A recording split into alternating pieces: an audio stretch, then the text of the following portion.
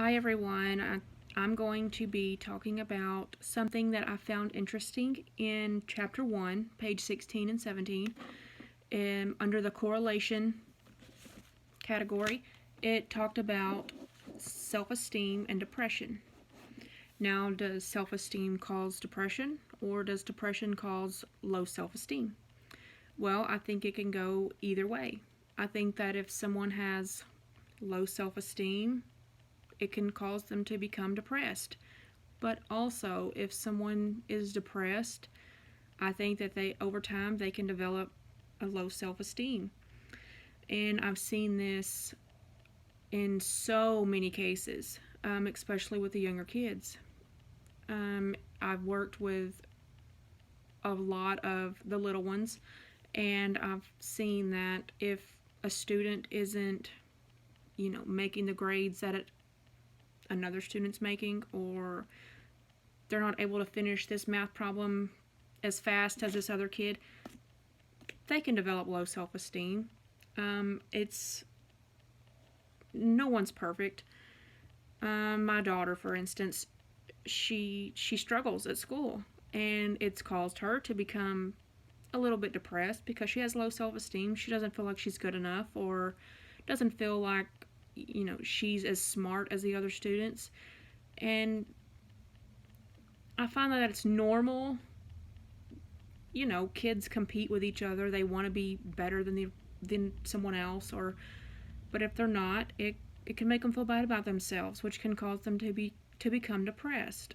And not only is the self-esteem and depression related, that go hand in hand with each other, I also think, and it also shows that right here in figure 1.3, that depression and low self-esteem can be something that's hereditary. If a parent or grandparent or, someone in your family has a biological or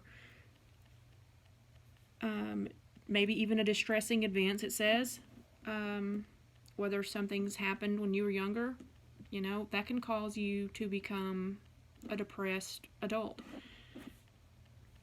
I've seen that also in myself.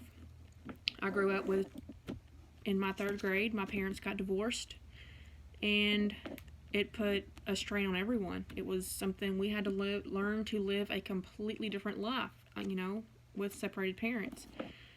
That was hard. It's hard on any kid, and it was a traumatic experience. It's done a little bit of, I guess, damage for me as an adult, but as kids, it's harder to cope with something like that than it is for an adult.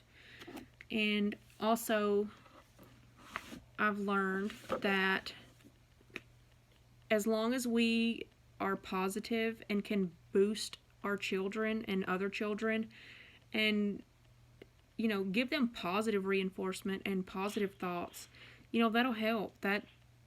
That's just, it'll make them feel better about themselves, and it makes them feel worthy even when my daughter brings home a 70, I tell her, hey, good job, great, you did your best, that's all I can ask for.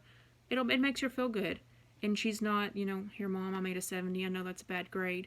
I try to make her feel good about everything, even if it's, as long as she's tried her best, then that's all that I'm happy for. And all these kids in schools I've seen where kids that have low self-esteem, or the ones that are depressed even, they reach out in maybe negative ways. Maybe they have a bad behavior, but it's to get attention, to, even if it's bad attention, I always try, sometimes it's hard as a parent, when your kid does something bad or does something that disappoints you. I try to not react in a negative way.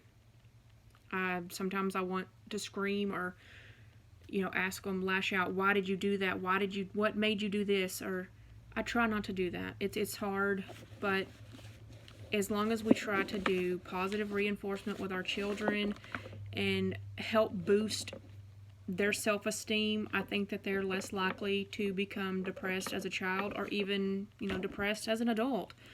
As long as a child grows up in a positive home, I think that's the best thing that we can do to try to prevent adulthood depression or low self-esteem in children.